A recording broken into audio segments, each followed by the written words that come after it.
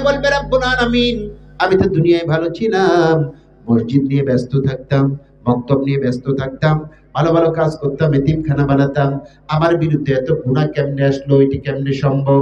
ফেরেশতারা বলবে, ও আল্লাহর গোলাম শোনো, ভালো কাজ করেছো ঠিকই কথা, কিন্তু রায় দেওয়ার ক্ষেত্রে যখন শিল মারার সময় এমন অন্যায় মানুষদের পক্ষে শিল মেরেছো যারা তোমার পাওয়ার নিয়ে, ক্ষমতা নিয়ে জায়গা মতো বসে কোরআনের বিরোধিতা করেছে, হাদিসের বিরোধিতা করেছে, ভালো ভালো আলেম দ্বীনদেরকে ধরে ধরে জেলখানাগুলিকে ভর্তি করেছে, পৃথিবীর সেরা মানুষদেরকে ধরে ধরে ফাঁসির মঞ্চে অবৈধ ট্রাইব্যুনাল গঠন করে হত্যা করেছে, যেরকম ঠিক না? আল্লামার মতো শ্রেষ্ঠ মানুষকে বিষ প্রয়োগ করে দুনিয়া থেকে বিদায় করেছে। ওই সমস্ত গুনাহগুলি একটি একটি করে তোমার আমলনামায় চালিয়ে দেওয়া হয়েছে, যেরকম নাউজুবিল্লাহ। এরকম আছে না নাই? যেরকম আছে না নাই? এরকম হুজুর আছে না নাই? ইমাম, চেয়ারম্যান, কথা বলেন না কেন আপনারা? মেম্বার, সবাই ভরা সমাজে। আজ সমাজকে পাল্টানোর সময় এসেছে বাংলাদেশে। আমার ভাইয়েরা, এই কৃতজ্ঞতা যদি আমরা অস্বীকার করি, সামনের দিন খুব খারাপ আসবে। চিৎকার মেরে কোন ঠিক কিনা? যদি বলে ঠিক কিনা? আসুন আমার ভাইয়েরা, চারটি জিনিস দিয়ে আমরা কোরআন আলোচনার দিকে চলে যাই। বিশ্বনবী সাল্লাল্লাহু আলাইহি ওয়াসাল্লাম চারটি জিনিস চাইতেন একখানা কিতাব দিয়ে। এই কিতাবটার নাম কি? জোরে আওয়াজ দিয়ে বলেন, আরো জোরে। ভুল আছে কয়টা? দুইজন বললো শুধু ভুল নাই, বাকিগুলো কি সন্দেহ আছে আপনাদের? একটা আওয়াজ দিয়ে বলেন, ভুল আছে কয়টা? নির্ভুল একখানা কিতাব দিয়ে বাংলাদেশ চলুক, আপনারা কি চান? জোরে বলেন না চান? এই কোরআনটা ইজ্জতের কোরআন, সংসদে এসে আমাদেরকে আইন পাশ করে আমাদেরকে শান্তির পথ দেখাক, আপনারা কি চান? কারা কারা চান? দোয়া তুলে আল্লাহকে দেখান। লিল্লাহি তাকবীর, লিল্লাহি তাকবীর। আল কোরআনের আলো, আল হাদিসের আলো। মাইকটা একটু টনটন করে দাও তো, সামনে একটু কি করতেছো তুমি? এবার আসুন, বিশ্বনবী সাল্লাল্লাহু আলাইহি ওয়াসাল্লাম কোরআনকে মিডিয়া করে আল্লাহর কাছে চারটি জিনিস চাইতেন। কয়টা? কয়টা? আমরা মুসিবতে পড়লে ঘাবড়ে যাই, চোখের জল ফেলতে ফেলতে বাবা মেম্বার বাঁচাও, বাবা চেয়ারম্যান বাঁচাও, বাবা এমপি বাঁচাও, বাবা নেতা বাঁচাও, সবার কাছে গিয়ে ধর্ণা দেয়, ঠিক না? কিন্তু রাসূলুল্লাহ সাল্লাল্লাহু আলাইহি ওয়াসাল্লামের খাসলত ছিল না, যখন হাজারো মুসিবত, হাজারো বিপদ তার ঘাড়ের উপরে চেপে বসতো, বিশ্বনবী সাল্লাল্লাহু আলাইহি ওয়াসাল্লাম ঘাবড়ে যেতেন না, সাহায্য চাইতেন একমাত্র কার কাছে? হাজারো ব্যথা বেদনার পরে ফিরে আসনি তুমি আপন ঘরে, দিনের আলো তুমি ছড়িয়ে দিতে চলে গেলে মদিনায় মক্কা ছেড়ে। হে রাসূল, তোমাকে ভুলি আমি কেমন করে? হে রাসূল, তোমাকে ভুলি আমি কেমন করে? খে রাখে দিন প্রচারের কাজে নিজেকে দিয়েছো বিলিয়ে, কাতায় ফেরে কাফেরেরা চিনল না এ আলোয়, দুষ্ট ছেলেদের পিছু দিল লেলিয়ে। পাথরের আঘাতে, পাথরের আঘাতে ক্ষত বিক্ষত হয়ে সারা শরীর থেকে রক্ত ঝরে। হে রাসূল, তোমাকে ভুলি আমি কেমন করে? হে রাসূল, তোমাকে ভুলি আমি কেমন করে? ভুলে যাবে? জোরে বলেন, ভুলে যাবে? ওই বিশ্বনবীর সুন্নাহ বাংলার জমিনে প্রতিষ্ঠিত হোক, আপনারা চান কি চান না? আল্লাহ কবুল করুন, জোরে করে আমিন। বিশ্বনবী কোন লিডার, কোন নেতার কাছে যেতেন না, চোখের অঞ্জলি ছেড়ে দিয়ে জায়নামাজে কেঁদে কেঁদে আল্লাহর কাছে সব বিচারগুলি প্লেস করতেন। সুবহানাল্লাহ। বাংলার জমিন আমার ভাইয়ের একটা সময় দেখা গিয়েছে আমাদের কেউ বিচার নিত না, আমাদের দিকে কেউ তাকাতো না, দুঃখ কষ্ট মুসিবতের ভিতরে যেত, পরিবার ছিন্ন ভিন্ন হয়ে গিয়েছে, অর্থনৈতিক ভাবে বিপর্যস্ত হয়ে গিয়েছে, এরকম হাজারো মানুষ ছিল কি ছিল না? আমার ভাইরা, কিন্তু ওরা জানে না এই মুমিনেরা দুনিয়ার কোন রকমের জাস্টিসের কাছে যায় না, কোন রকমের সোশ্যাল ওয়েলফেয়ার স্টেট তারা বাংলার জমিনটাকে মনে করে নাই। এরা একজনের কাছে গিয়ে ধর্ণা দিয়ে দিয়ে গভীর রাতে তার কাছে বিচার দিয়েছে। তিনি হচ্ছেন সমস্ত বিচারকদের শ্রেষ্ঠ বিচারক। কি নাম তার? জোরে বলেন, কি নাম?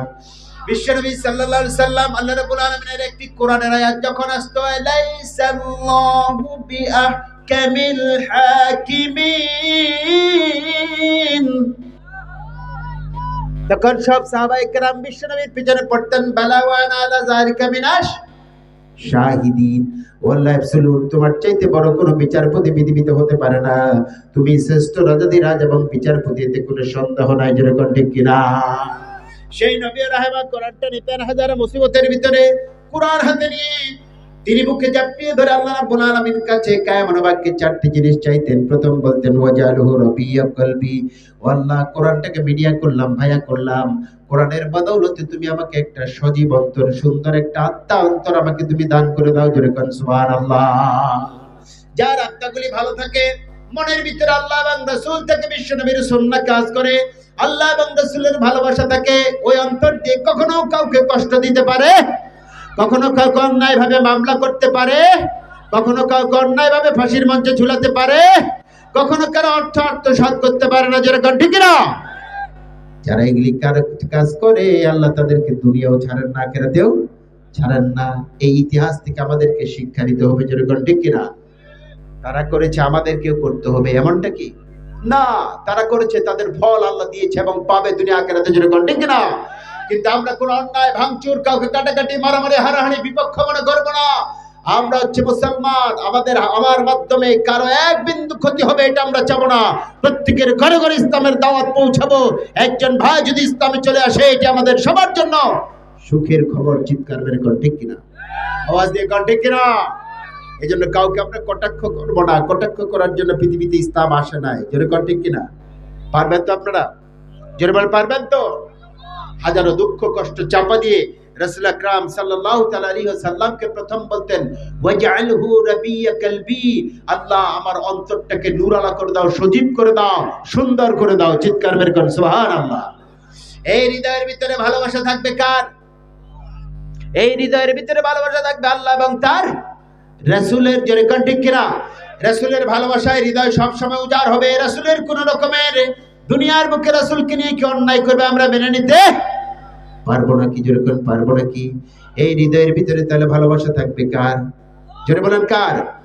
হৃদয়ে মুহাম্মদ, চেতনায় মুহাম্মদ, জীবনে মুহাম্মদ, দুরুদে মুহাম্মদ, স্মৃতিতে তায়েফ আমার, স্মৃতিতে তায়েফ আমার, স্মরণে মুহাম্মদ, বেদনায় হোদ আমার, প্রেরণায় মুহাম্মদ, হৃদয়ে মুহাম্মদ। হে আল্লাহ ক্ষমা করো, সবচেয়ে ক্ষমা করেছেন মুহাম্মদ সাল্লাল্লাহু। হে আল্লাহ ক্ষমা করো, হে তায়েফবাসী ওরা বোঝেনি যে আমি যে মুহাম্মদ, হৃদয়ে মুহাম্মদ, চেতনায় মুহাম্মদ, জীবনে মুহাম্মদ, দুরুদে মুহাম্মদ। যেরকম জাযাকাল্লাহ, যারা বলেন জাযাকাল্লাহ। আমার প্রিয় ভাইরা, জনাব বিশ্বনবী সাল্লাল্লাহু আলাইহি ওয়াসাল্লাম কোরআনকে নিয়ে, কোরআন শুরু করতে যাওয়ার আগে, কথা বলতে যাওয়ার আগে কোরআন থেকে প্রথম চাইতেন আল্লাহ আমার অন্তরটাকে ভালো করে দাও। যার অন্তর যত সুন্দর, পৃথিবীর জমিন তার কাছে সবচেয়ে বড় নিরাপদ। যেরকম ঠিক কিনা? যার অন্তর ভালো থাকে, বাংলার জমিনে সে কখনো আয়না ঘর তৈরি করতে পারে। কথা বলেন না কেন আপনারা? আপনাদের ভোল্ট কি এর উপরে উঠবে না? হ্যাঁ, উঠবে, উঠবে। আছে এখানে প্রাণপ্রিয় আল্লাহর গোলামেরা আছেন, আলহামদুলিল্লাহ বলেন, জোরে বলেন আলহামদুলিল্লাহ। বহু প্রোগ্রাম কিন্তু আপনাদের দিক থেকে আমার কাছে গিয়েছে এই 3 মাসের মধ্যে, কমসে কম অনেক 25-30টার মতো। আমি এগুলো নিতে পারিনি, ব্যাকআপ করতে পারিনি। আজকে এসেছিলাম যে প্রাণ খুলে আমার চেকপোস্ট বাসীর সাথে গোটা এই অঞ্চলের মানুষকে তাফসীর শোনাবো, কিন্তু আপনারা আসতেছেন লেট করে। কোরআনের মাহফিলে লেট করে আসেন, এটা কোনো ভালো কোনো লক্ষণ নয়। কুরআনুল কারীমের আওয়াজ যখন বাংলার জমিনের আকাশে বাতাসে ধ্বনিত হচ্ছে, একটি গ্রুপ কোরআনের জন্য নিজের জীবনকে ডমিনেট করতেছে, তখন আমরা বাড়িতে আলু পোড়া খাই আগুনে দিয়ে। জোরে কোন ঠিক কিনা? এটা কিন্তু ঠিক না আমার ভাইরা। আলু পোড়া খাওয়ার অনেক সময় পাবেন, এদিকে মিষ্টি আলু হয় না, রাঙ্গালু আলু, এটা হয়তো এগুলি বছর রাখলে আপনি সারা জীবনে খেতে পারবেন। আলু পোড়া বাদ দিয়ে ময়দানে আসেন, আল্লাহ পাক আপনাদের দ্বারা বাংলার জমিনে শান্তি অনয়ন করে দিবে। চিৎকার মেরে করেন ঠিক না? হুজুরদের কাছে আমার ভাইয়েরা খুব দুর্দিন একটি সময় পার করেছে। হুজুরদের কাছ থেকে দোয়া নিয়ে নিয়ে পৃথিবীর বিভিন্ন জায়গায় তারা সম্মানিত হয়েছে, কিন্তু আলেমদেরকে, ইসলামকে, কোরআনকে, বিশ্বনবীর সুন্নাহকে অবহেলা করবার কারণে পৃথিবীর জমিন সহ বাংলার জমিনে কি হয়েছে তা আপনারা স্পষ্ট দেখেছেন। জোরে কোন ঠিক কিনা? আওয়াজ দিয়ে কোন ঠিক কিনা? সময় দেবেন আল্লাহ, সময় থাকতে ফিরে আসতে হবে কোরআনের পথে। আওয়াজ দিয়ে কোন ঠিক কিনা? আমার ভাইরা, বিড়াল আর কুকুরের সম্পর্ক কিরকম বলেন তো? বিড়াল আর কুকুর সম্পর্ক কিরকম? আর বিড়াল, ইঁদুর আর চিকা, এই যে চিকা দেখেন না, চিকচিক করে মাঝে মাঝে একদম রান্না করে বিভিন্ন রকম নষ্ট করে ফেলে, আর যেদিক দিয়ে চিকা যায় খুব সুঘ্রাণ না, দুর্গন্ধে থাকা যায় না, ঠিক না? তো বাইরে বের হলে বিড়াল এই চিকাকে ধাওয়া করে, বিড়াল ছাড়া তাকে ধাওয়া করার মতো আর কেউ নাই। যেরকম ঠিক না?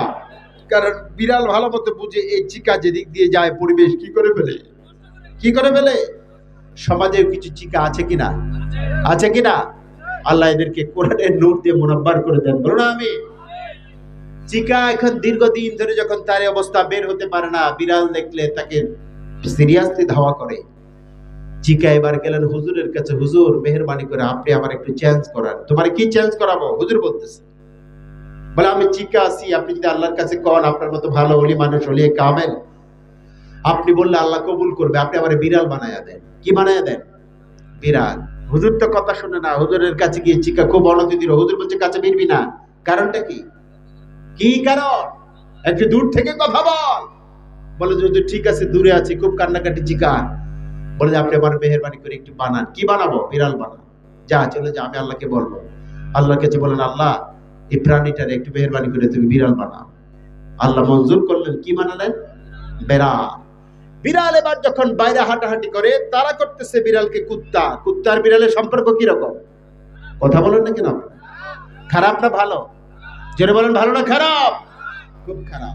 এবার ধাওয়া দিচ্ছে কুত্তায় বিড়াল নেই। আবার কাঁদতে কাঁদতে হুজুরের দরবারে। হুজুরের বক্তব্য নরম, জোরে কর ঠিক কিনা? পৃথিবীতে যত নবী এসেছিলেন এরা ছিলেন অত্যন্ত বিনয়ী, খুব সরল মাইন্ডে। আল্লাহ সবাইকে এরকম বানিয়েছিলেন। সুবহানাল্লাহ বলেন। এই নবীদের উত্তরাধিকার সূত্রে আলেমদের হৃদয় হয় নরম এবং বিনয়। জোরে কর ঠিক কিনা? এই আলেমদের কাছে গিয়ে বলেন, হুজুর আপনি আপনার দোয়া, আল্লাহর দোয়া, আপনি আমারে বানাইলেন বিড়াল। এবার তো দেখি রাস্তায় বের হতে পারি না, কুত্তার জ্বালায়। যেদিক দিয়ে যায় কুত্তা শুধু পেটায় আর পেটায়। মেহেরবানি করে আপনি যে আমার একটু কুত্তা বানাইতেন। হুজুর বলে, বেটা খুব লোভ বাড়ছে তোমার? বলছে যে না হুজুর, লোভ টোভ বাড়ে না, একটু বানান আপনি আমারে। খুব কান্নাকাটি শুরু করছে। হুজুর মেহেরবানি করে বানান, আপনি আল্লাহরে বললে সব কথা শুনে আমার জন্য আরেকটু এটা করেন। এবার বিড়াল থেকে কি হলো? কুত্তা হলো। কি হলো? কুত্তা হলো। কুত্তা হওয়ার পর এবার মাঠে ময়দানে চড়ে বেড়াচ্ছে, কিন্তু জঙ্গলে পাশেই থাকে। তো হঠাৎ করে তিনি দেখতে পাচ্ছেন কুত্তাকে ধাওয়া করলো বাঘ। কিসে ধাওয়া করেছে? কথা বলেন। বাঘে ধাওয়া করলো। বাঘের ধাওয়ানি খেলো 3 দিন 4 দিন, এখন লুকায়ার জায়গা পায় না কুত্তা। এবার কুত্তা এসে বলতেছে হুজুরকে, হুজুর আমি আর আপনার কাছে জীবনে আসবো না, আমার শেষ একটা আরজু আপনি কবুল করেন। হুজুর বলে, বলো তোর আরজু তো কবুল করতে করতে আমার টাইম। আল্লাহ রাব্বুল আলামিনকে আর কতবার তোর ব্যাপারে বলি? বলে হ্যাঁ বলেন, আপনি মেহেরবানি করে আমার এই কুত্তা থেকে এবার আপনি বাঘ বানাইয়া দেন। বনের টাইগার, রয়্যাল বেঙ্গল টাইগার, বনের রাজা, যেরকম ঠিক না? এবার হুজুর বলে, বেটা এত তোর শখ, পৃথিবীর রাজা হতে চাস পশুদের? বলে হুজুর আপনি আমার মাহরুম করিয়েন না। 3 দিন ধরে হুজুরের দরবারে দাঁড়ানো কুত্তা। তিনি এবার আল্লাহকে বলেন, আল্লাহ এটা তো আমার দোয়ার মাধ্যমে অনেক কিছু বানিয়ে দিয়েছেন, এবারে বনের রাজা বানান, দেখি ওর আচরণটা কিরকম হয়।